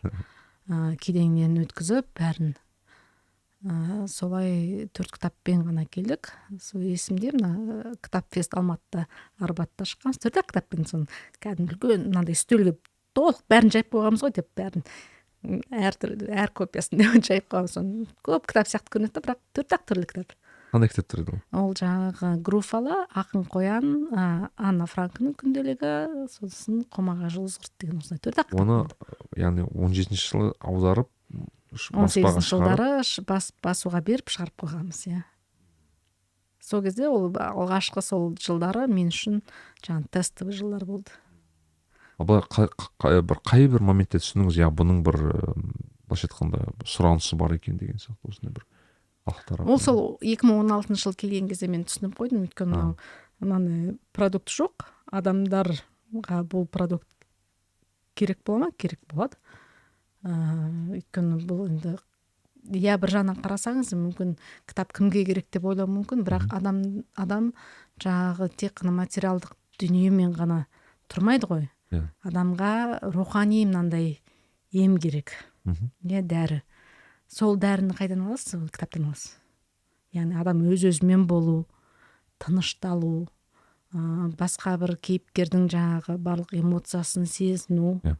Мүмкін өзіңе ұқсас моменттер де болады. Сол кезде бір жылап алу дегендей, не бірге отырып күліп алу. Сол керек қой адамға. Мен соны көре алдым. Бірақ дәл осы балалар әдебиет таңдау, өйткені ол балалар әдебиетін таңдау енді бір жағынан әрине өз балаларымды оқысыншы деген. Мынандай selfish idea дейді ғой, эгоистичный. Бізде не бар дегеніңізде, жаңағы маған ең ұнайтын моңғолдарда мықты жұрт, ұлтшыл, мықты, олар шетелге шығады. Содан шетелде не жақсы бар, бәрін өз еліне алып келеді. Мен елім осындай болсыншы деп. Сырттан алып келуге тырысады. Сырттан алып келуге тырысады, әрине одан кейін өз елінің ең жақсылығын сақтап қалуға да тырысады. Жалпы моңғол ел туралы жиі естімейсің, жалпы моңғол халқын кішкене сипаттап бересіз бе? Қандай халық? Моңғол халық, олар енді көшпенді халық, біз сияқты. Барлық өмірі жаңағы идентикасы дейді ғой, дәл біз сияқты қазақтарға өте ұқсас, ол малға байланысты, мал мен табиғатқа байланысты. Өте кең халық, ән айтқанды әуенді керемет жақсы көретін, күресті жақсы көреді. Одан кейін мына өмірге көз қарасы өте жеңіл. Болмай қалды ма, жарайды мейлі дейді. Яғни қадалып та тұрмайды. Күресетін кез болса, онда кәдімгі алысып отырып күреседі. Ол саясатта болсын, қандай жағдайда болсын, алқымдан алады. Сондай тәуекелшіл, тура сондай жұрт. Енді әр халықтың өзінің несі бар ғой, жақсы жаман тұсы да бар, бірақ көбінде яғни өте кең халық. Одан кейін ұлтшылдығы маған ұнайды. Ұлтшылдығы дәл тіліне байланысты, тілге байланысты, мәдениетке де байланысты. Ұлтшыл десе де жаңағы шетелде не жаңа әдемі нәрсе, жаңалықты, жақсылықты сіңіруге әзір. Көрдіңіз ба? Мысалы, Кореяға көп олар жұмыс істеу үшін барады. Кореяда не әдемі, бәрін алып келеді. Яғни өздеріне сол жақта ұнап қалды ма, енді онда елім әліп келіп осылай. Маған Сырымбек ағамыз, Сырымбек Тау ағамыз, Монғолиядан, ол кісі де Монғолиядан ғой, иә? Сол кісі айтатын, машина, Жапонның машинесін алып келеді Монғолиядан деп. Дәл өйткені сол жылдары мен келген кезде дейді, сол ең күшті машиналар сол моңғолдарда болатын, Жапониядан алып келетін дейді. Моңғолдар мына жүйрік ат дегенді қатты құрметтейді, қатты қастерлейді. Сол жүйрік ат сияқты машине дегенді қатты жақсы көреді. Олар тек ең әдемі машина. Ақшасын бірінште машинаға құртады. Сен үйің жоқ болуы мүмкін. Иә. Сенде дұрыс басқа ештеңе болмау, жұмысыңда болмауы мүмкін. Бірақ сенде машина болуға тиіс, көлік. Егер ақшаң болса, оны ең әдемісін, ең кереметін. Оны кредитке болсын, неге болсын, ол үлкен, Land Cruiser'дың кереметі, соңғы Lexus не бар японский. Жаңағы Уламатырға барсаңыз, не көп, G-класс вагондар көп. Одан кейін Lexus'тар, ең соңғы шыққан машиналар бәрі сол жақта. Яғни солай өздерінің құндылықтары. Екіншіде айтады, сен дұрыс киінуің керек дейді. Екінші құртатын дүниесі келбетің, киімің дейді. Сондықтан өздерінің ұлттық киімдеріне өте мән береді. Жақсы киінуге тырысады. Одан кейін барып үй дейді. Үй ең соңында қалады. Яғни сен біріншіде көлігің жақсы көреді, келбетің, киімің күшті болу керек. Одан кейін жағдайың болып жатса, ол үйіңе қарайсың. Одан кейін тағы бір жақсы нәрсе, бізде моңғолдарда байқаған, Монғолияда, қазақтарда балаларын жақсы білім бергісі келеді. Сол бар мүмкіндігінше оқытады. Егер мүмкіндігі жақсы келсе, шетелден оқытады. Жер көр, білім ал, өс дейді. Яғни сен Америкаға кетіп қалдың ау деп олар уайымдамайды. Барып келеді. Тамақтарын, бауырсақтарын арқалап алып, бір ай барып жатып демалып қайтып келеді. Яғни олар сенеді, оның балалары өйтіп қазақ болмай қалмайды. Олар біледі. Өйткені қайткенде де мен ойымша Моңғолияда дәл көбіне сол моңғол тілі ғой ең басты тіл. Ең басты тіл моңғол тілі, иә. Ал қазақтар өзара қазақша сөйлейді. Бірақ енді қазір қалалы жерлерде моңғол тілі басымдық болып жатыр. Яғни біздікіне деген мысалы орыс тілі, жаңағы басқа шет тілі жоқ деген ғой жалпы. Иә, басқа шет тілі жоқ, бірақ қазір жастардың көп ағылшынша сөйлейді. Балаларда кішкентайынан ағылшынша өте жылдам үйреніп жатыр. Өйткені жаңа Cartoon Network, CBBS, британдықтардың балаларға арналған каналдары, Netflix деген сияқты бәрі қолданады. Сол себептен контенттің бәрін ағылшынша керек деді. Содан үлкен проблема шығып жатыр дейді. Өткенде мен бір естіп қалдым. Балалар ағылшынша көбірек біліп, сөйлеп, моңғолшасы нашарлап бара жатыр деп. Ағылшын себеп. Иә. Вау. Енді өте қызық. Бірақ тіліне байланысты, мысалы, политикасы қандай? Мысалы, мен байқадым, мына жерде қазір біз тұрған кезде моңғол тіліндегі кітаптарды да байқадым. Иә. Мен мысалы Таң шапағаты деген кітаптың моңғолшасын байқадым. Иә, менің баспагер досым осы кітапты шығарады, Таң шапағатының моңғолша версиясын. Содан мотивация алдым, мен керемет кітап екен деп, өйткені халық шынымен де разы болып оқыған. Бұл шынымен де өте жақсы кітап. Тіл, өз тілін жақсы көреді, сүйеді. Одан кейін өз тіліне тағы бәрібір жеңіл қарайды. Сен аны қате жаздың, анамны демейді. Сынамайды. Академиялық ортада жаңағы әрине ақындар, жазушылар сынау мүмкін. Десе де мынандай жеңіл қарайды. Күнделікті қолданады, барлық іс қағаз моңғолша тұтас. Бір тіл ғана ғой, монотіл. Сондықтан олар үшін өте жақсы. Десе де барлық кітапты, жаңадан шыққан бестселлер, ең керемет кітаптардың бәрін түгел моңғолша шығарып қойған. Вау. Жалпы кітап оқитын ел ма? Жалпы кітап оқитын ел. Бұрын әрине ол 90 жылдары, 2000 жылдары деген кезде, 2000 жылдардың басында ол кітап оқитын халық болмады ғой. Ол кезде не болды? Жаңа газеталар, желтая пресса, иә? Қайдағын жазатындардың бәрі жүріп тұрды. Бірақ сол 2000 жылдардың соңына таяп келген кезде кітап баспа саласы қатты дами бастады. Өйткені оған кітап саласына келгендер нағыз профессионалдар болды. Олар жаңағы бір үлкен баспай бар, Монсудыр. Олар оның басшысы Германияда баспасын оқыған. мысалы немістермен өте тығыз байланыста болды, солардан да өте көп тәжірибе алды. Содан кейін мынандай гүлдендіріп жіберді шынымен де. Өте әдемі болды. Қазір кітап дүкендері өте көп, өте әдемі кітап дүкендері ол жақта. Одан кейін кітаптар әрбір супермаркетте бар. Супермаркетте. Вау. Әрбір супермаркетте бір бұрыш бар, үлкенірек бұрыш. Сол жерде ең соңғы кезде шыққан тамаша кітаптар тұрады. Барасың, жаңа наныңды аласың, кітабыңды аласың, жүре бересің. Қызысында әлі көрмеппін супермаркеттен кітап сатқан.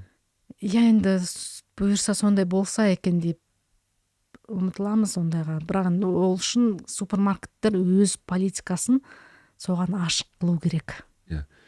Осы керек бізде кітап деген кезде бір кітапхана, не меломан, не қазір енді онлайн магазиндар, бірақ андай ешкімнің ойына кірмейді да, мен қазір нан алып жаңағына бір кітап ала салайын деген сияқты. Қалыпты жағдай болу керек та. Мысалы жаңа Магнумда мекен, Смолда мекен, басқа енді сеттер бар ғой енді супермаркеттің.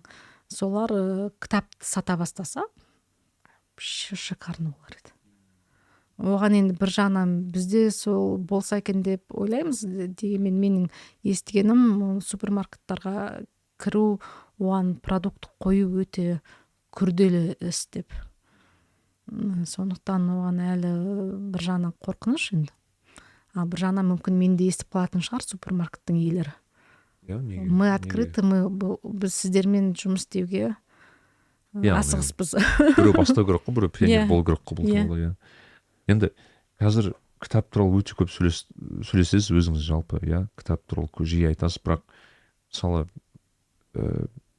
шынымен енді білгім келеді, мысалы сіз расымен ойлайсыз ба, мысалы кітап баспасы, жалпы кітап шығару шынымен халыққа әсері бар дегендей, мысалы себебі кейбір кісілер мен байқадым қоғамда тіпті қазір кітап оқығаннан көріп YouTube қарай салмайсың ба, немесе басқа анау қарай салмайсың ба, енді контент жалпы айтқанда кітаптың қазіргі позициясы ол контент қой, енді қанша деген, бірақ оның конкуренциясы бағанағы түрлі entertainment форматтағы контенттің түрлері да, яғни бірақ соған қарамастан мысалы сіз бар кітап ал деген мысалы достарыма тоже осы кітап шығаруға тырысады, түрлі неде тырысуға жатады, бірақ қанша дегенмен мен оны көбіне андай бір көремін, шыны керек өз басым бизнес деп көретін де шығармын, бірақ көбінесе бір ағартушылыққа ұқсатамын да кішкене болсын. Әрине бұл бизнес, бірақ дәл қазір бұл көбіне бір ағартушылыққа жақын сияқты болып көрінеді да қазіргі жағдайда. Мен оны айтамын, business with a high social impact. Қоғамға өте терең ықпал ететін осындай кәсіп деп. Одан кейін мына кәсіптің ықпалы мынандай fast moving жылдам емес. Мысалы сіз екеуміз қазір отырмыз, подкаст жаздық, цак-цак, бір-екі айдан кейін шыға салды, 2 айдың ішінде көлемде шыға салды деп ойлайық, кітап өйтіп жылдам шықпайды. Кітапты оқуда контент тұтыну деген енді жаңа медиада диджитал неде YouTube болсын, Netflix болсын, жаңа синемаға бардық дейге, кино көруге, ол мынан визуал. Өзіңіздің адамдар жүріп тұрады, не екенбіз сөйлеп отырмыз дегендей, құлақпен тыңдап, көзімен көресің. Кітап оқу деген ол мүлдем бөлек қой. Бөлек тағына. Ол кезде ол өз-өзіңмен боласың. Мен жаңа қайта-қайта айтып тұрғаным, мынау визуально жаңа әрине тыңдап отырасың ғой, бір адам басқа адамның айтып отырған, бірақ кітап көркем әдебиет деген ол жерде өте түрлі ситуация, жаңа айтуға келмейтін ситуациялар. Осылай подкастта болсын, сол кейіпкердің ішкі жан дүниесіне үңілу мүмкіндік. Сол моменттегі қиындықтар болсын, сол моменттегі қуаныш, не өте жаңа қиын кезеңдер болсын, соны бірге өту. Ол мына эмоцияны дамытады. Мен қазір сол тақырыпқа біраз байқап қарап жүрмін, өте маңызды тақырып, emotional мынандай intelligence дейді ғой. Соны біз қазір мына диджитал форматта көп контент тұтынғаннан боп, біздің эмоциональный сол масыл дейді ғой. Бұлшықеттеріміз әлсізденіп қалды. Соны бұл біздің эмоциямыз үшін кітап оқу терапия. Мен сол жағынан қараймын. Кәдімгі медитация. Сол бұл балаға да өте маңызды дағды. Яғни бала кішкентайынан бастап кітаппен дос болып, кітап оқып, тынышталып отырып, 5-ақ минут болсын етсе, ол сіз медитация жасағанмен бірдей болады. Ал мысалы қазір ондай сұрақ қою мүмкін бір ата-ана бізге, яғни ладно, мен сіздердің кітаптарыңызды алдым, сыртта обложкасы бәрі әдемі, бірақ бала кітап оқымайды деп. Бала, кішкентай бала кітапты өзінен оқымайды еш уақытта. Кітапты кішкентай бала ата-анамен бірге оқуға тиісті. Яғни ата-анасы оқып тұру керек пе? Оқып тұру керек. Егер ол мүмкін жаңа суретті кітапты ойлайық, үлкен, көп суреті бар, сөз аз. Ата-ана балаға жаңағы көрсетіп, айтып, ау, мынау ит екен, күшік, мяу-мяу, мына мысық екен. Ең кішкентай бала деп ойлайықшы, 1 жасар, соған уже сөздік байлығын қоса бересіз. Үйрете бересіз. Бәрін бірге жасамасаңыз, ол бала еш уақытта өзінен өзі барып кітап оқып кетпейді. Одан кейін ата-ана өзі кітап оқу керек. Жаңағындай кітап оқып отырып кайф алу керек. Яғни сіз оранып алып, жаңағы қызылық момент дейміз ғой. Қызылық деген сөз бар. Рахаттану деп балдар. Қазір біз кітап шығардық қой, хюге деген, Денмаркта даниялықтар олар хюге деп айтады. Хюге деген сонда бір ләззат. Жаңағы неден голландтардың жанрахат қызылық деген, сондай моментті айтады. Енді сіз сол кітап отырған кезде рахаттануыңыз керек, шынымен де. Соны көрген бала, дейді да, мен де осылай, я тоже хочу, мен де осылай рахаттануым керек дейді. Сондықтан баламен бірге оқу керек. Міндетті түрде баламен тіпті 2-3 сыныпқа дейін мүмкін болса бірге оқу керек. Мен балалармен қайтем деген кезде кішкентай балалармен бірге отырып оқимыз.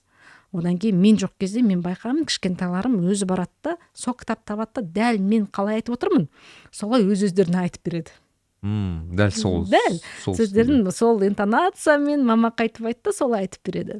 Өте қызық. Одан кейін үлкендермен жаңағы сәл үлкейе бастаған кезде айтамын, сен оқып шыдайсың қазір. Давай, сен бір парағын оқы, келесі парағын мен оқимын. Деп соларды оқыта береміз. Үлкен болмай, мысалы, Харри Поттерді мен айтатым, давай, мен бір тарауын мен оқимын, бір тарауын сен оқы. Алғашында парақты айтымыз. Мен бір парақ, сен бір парақ, мен бір парақ. Одан кейін мен бір тарау болды, ол бір тарау. Сөйтіп, 2-ші сериясын бітірдік па, 3-шісіне келген айтты, мен өзім оқимын деді. Өйткені өте қызық, қашан маған тауып бересің, мына кітапты алып берші деп. Ағылшын тілінде болды. Ағылшын тілінде оқыды. Ол кезде әпекем керемет сериясын Лондоннан әкеп берген болатын. Ой, қуанған сол кезде. Әдемі. Сол одан кейін балаларға әрине кітап оқыған кезде біз комикс оқытамыз. Кітаптан қатты қорқатын болса бала. Мысалы, біз айтады ғой, мынандай үлкен көп мынандай кішкентай шрифтпен жазылған кітаптарды балаға оқы деп береміз. Оқымасаң болмайды, адам болмайсың деп, Егер сондайдан бала қорқатын болса, anxiety дейді ғой, үрей болатын болса, ұялатын болса, ұялшақтық дегеннің өзі сол не ғой, үрей. Ондай балаға жаңағы текст аз кітап беру керек. Визуалды түрде өте appealing дейді ма? Appealing. Өте визуалды әдемі, әсем. Ана башаңызда тұрған Итбас деген кітап. Мысалы,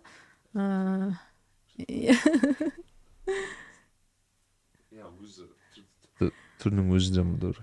Мынау енді өте күлдіргі. Одан кейін мына бала өзі салғандай, өзі жазғандай, осындай бір әдемі күлдіргі кітапына шынымен де шытырман. Мынау енді 6 жастан бастап жаңағы 1-ші, 2-ші сынып, тіпті 3-4-ші сыныпта балалар оқи береді. Бұл енді картун сияқты көрінеді. Бұл картун сияқты көрінеді, бірақ мынаны бала отырады да табжылмай отырып 1 сағатта оқып бітіреді. 1 сағаттық кітап болсын. 1 сағатта оқып бітіреді, бірақ қайталай береді. Қайталап оқи береді. Одан кейін мен кітап оқып бітірдім деп шешесіне көрсетеді, әке шешесіне. Одан кейін басқа кітаптардан қорықпайды. өйткені мен кітап оқи аламын дейді. Яғни Бұл дағды. бұл бір ми тұрғысынан да барсақ, яғни бір кітап маған бір кітапты күшім жетті. Күшім жетті, мен шыдадым дегенді көрсетеді. Мен әлемге дүниесіне мен бірінші рет өмірімде андай бір қиын әдебиет кітаптар бар, әдеби кітаптарды оқумен қиналатынмын да. Өмірімде бірінші рет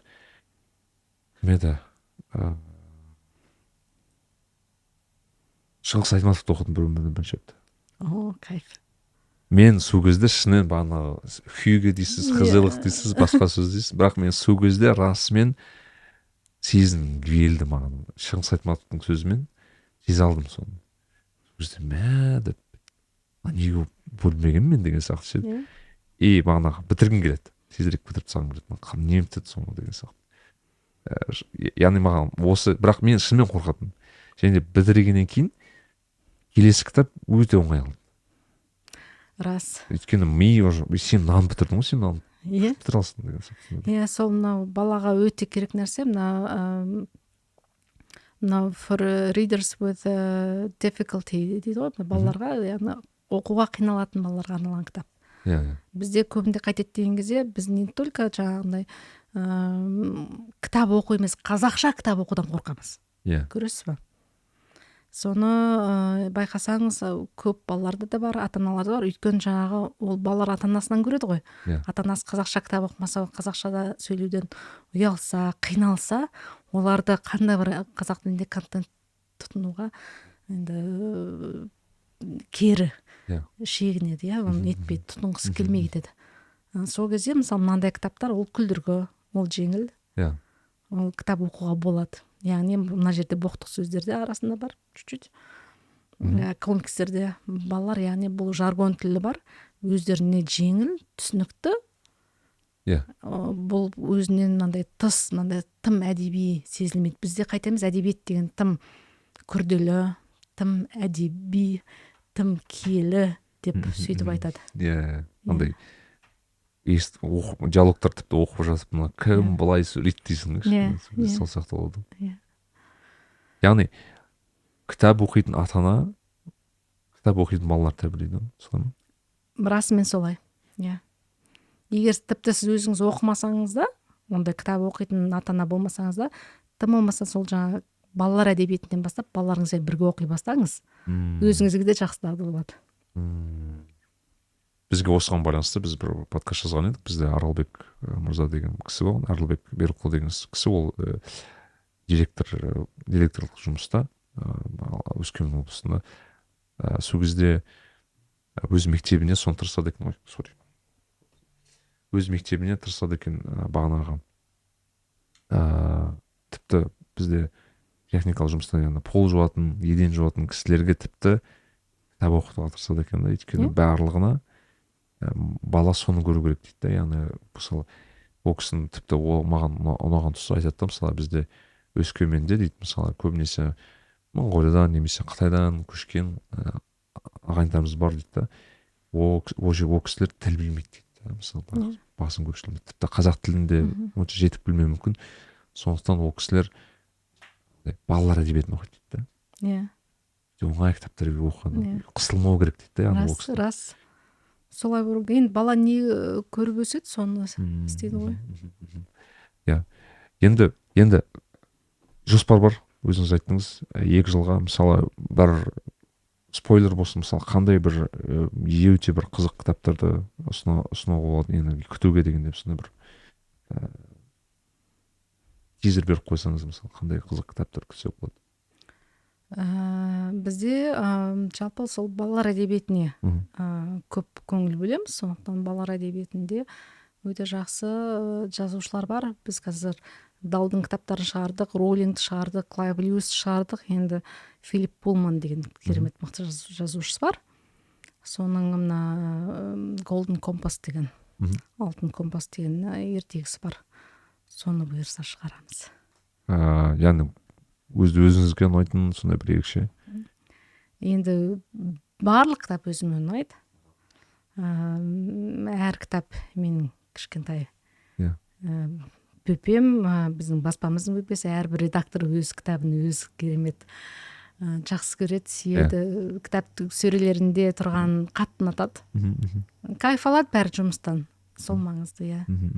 Керемет. Енді бізде кішігірім енді подкастымыз соңына қарай бір блиц сұрақтар тоже Allure компаниясы өзі ұсынған. Мысалы өзіңіздің өміріңізде өмірдің жеңілдететін бір белгі бір инструменттер немесе технологиялар бар ма? Мысалы білмеймін, бір AI, мысалы қазір AI өте қатты дамып келе жатыр, немесе басқа технологиялар бар, өзіңіздің өміріңізді жеңілдететін сондай бір қандай бір құрал немесе сондай бір инструменттер қолданасыз? Қалам мен қағаз. Мен әрбір күнделікті істейтін жұмысымды қағазға жазып отырамын, блокнотыма. Әрине планшет, iPad. Өзімнің Apple өнімдерін өте жақсы көремін. Олар бәрін толық керектенемін. Соңғы кезде өте ойланып жүрген бір программа бар, платформа Notion деген. Керемет. Соны орнатуға мүмкіндігім жетпей жүр, бірақ жазда мен тыныш отырып соны орнатқым келіп тұр. Өйткені мына продакт мынандай жұмыс менеджмент, workflow соған өте маңызды платформа дегенді білемін. Вау, керемет. Енді кітап деген кезде өзіңіз өте жылына, қателеспесем, Арман досыма қанша 20 кітаптай оқимын депсіз жылына. Енді соңғы жылда қандай бір өзіңізге ерекше атап өтетін бір кітап бар ма? Өзіңізде жаңалық болған? Әр кітап мен үшін жаңалық. Мысалы жаңағы әдебиет болсын, бизнес жағынан болсын, мен екеуін де оқимын. Өйткені өзім бизнес процесс оперейшнға керекті моменттерді қараймын. Өзіме мынандай өте жақсы әсер алған кітабым бізде жаңадан шыққан Дрина көпір деген кітабы. Ол кітап туралы мен көп білмейтінмін, бірақ керемет мынандай тарихи роман. Нобель премиясын алған. Қазақша шықты. Таласбек Әсемқұлов деген керемет мықты жазушы, өнертанушы, сол кісі марқұм аударған. Бір ұлт, мемлекет болсын, мемлекет дейміз ба, ұлт дейміз ба, басынан өткізген тарихи сәттер, қиын сәттер, ауыр сәттер, қуанышты сәттер деген сияқты, соның бәрін өте әдемі мынандай бір романға жазғанда, сыйғызып отырып қалай жазған керемет. Соны сол енді өте керек та бізге келешекте жаңағы әрбір хилинг процесс жүру үшін біздің қоғамда тарихымызды сондай бір жағдай немен роман ретінде жазып шыққан кезде жеңіл болу керек. Қиын сәттер қиындықпен де жазылу керек. Бірақ енді өте жақсы роман. Аты қандай ханым? Дрина көпірі. Дрина көпірі. Мост на Дрине дейді орысшасы. Иә. Ол яғни шығып қойды, сіздер шығардыңыз ба? Жаңа шықты, иә. Мен үшін де бір үлкен сюрприз болды. Вау. Оны шығару, қателеспесем жақында ғана осы. Не, жақында ғана осы бір 10 күн ғана болды. Зира Наурызбаева апайымыздың марқұм жұбайы Таласбек Әсемқұлов аударған. Керемет. Иә. Ива Андрич деген автордың осындай керемет күшті шығармасы.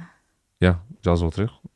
Өте керек деп ойлаймын. Және мүмкін бұл подкасттың соңғы сұрағы, мүмкін өзіңізге бір белгілі деңгейде осы іспен жалғастыруға, осы іспен жасауға, және де күніге таңертең тұрған кезде бір болады ғой, бір фразалар, мысалы өмірде бір ерекше сізге күш қуат, мотивация дейміз, басқа дейміз, беретін сондай бір қандай бір фраза айтылатыныз өзіңіз қандайтын? Бірінші мынандай жұмысым бар болуына шүкір ету. Екінші, әрине, ал кеттік істейік. Оны attitude дейміз ғой, mindset. Бірден іске көшу. Бәрібір алдыңда қаншама қиындықтар тұрса да, күнде бәрі happy моменттермен тұрмайды. Бірақ әрбір қиындықтың ішінде өзінің бір жақсы моменттерін тауып, бірақ әрбір қиындыққа шешімін тауып, енді шешім үлкен шешім емес, кішкентай қадамдардан тұрады да. Сол әрбір қадам деп шешіп, жұмысты қарай жалғастыру өте маңызды. Одан кейін әрине өзің командаң бар, сол команда үшін, ісің үшін жүгіресің. Әрине, керемет. Иә, бүгін осындай қызықты, ерекше подкаст болды. Бізді осындай шақырғаныңызға көп рахмет. Өте күшті уақыт өткіздік деп ойлаймын. иә достар, мынау артымда тұрған барлық кітаптарды, атап өткен кітаптардың бәрін осы Step World баспасынан аласыздар. Барлық қателеспесем онлайн площадкаларда да бар. Иә, Иә. Каспиде бар бәрі. Каспиде де бар, басқа онлайн Меломан площадкалар, Меломан дүкендері барлығы Кітапалда бәрінде бар. бәрінде бар. Алуға тырыссын. Райса ханым керемет Инстаграм парақшасы бар, Step World баспасының парақшасы бар, яғни барлығын жазылып қойыңыздар. Біздің де парақшаларымызға жазуды ұмытпаңыздар. Және де осы подкастты тыңдап ұнатып жатсаңыздар, әрине пікір қалдырды, және де әлсізсе бөлісуді, басқа кісілерге WhatsApp-пен басқа мессенджерлар болсын жіберуді ұмытпаңыздар. Иә. Сол. Айса ханым, көп рахмет. Иә, Алла ісіңізге береке берсін. Және де достар, сіздерге көп рахмет. Осы тыңдап бізге бөліскеніңізге де көп рахмет айтамын. Сол сәлеметті, күн жақсы болсын.